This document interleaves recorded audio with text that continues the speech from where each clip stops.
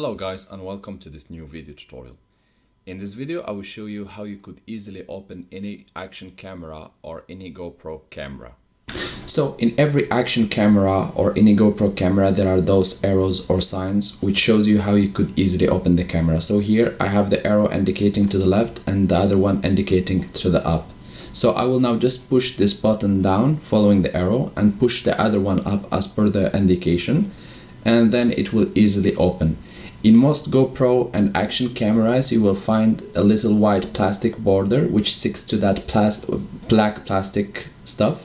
So here you see this little border which allows the camera to close back. So if you want to close it back, you will need just to bring back again the black part, make it sure to stick to it, and then push to the front and it should close. Again, to open, press down and up in the same time and it should easily open for you.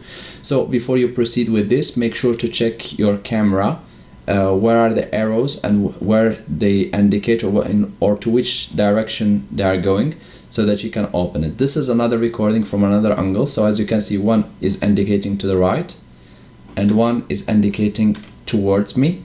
So I will need just to press the one to the right side, and I will keep pressing, and at the same time I will pull up the other one. So this is how you can easily open it.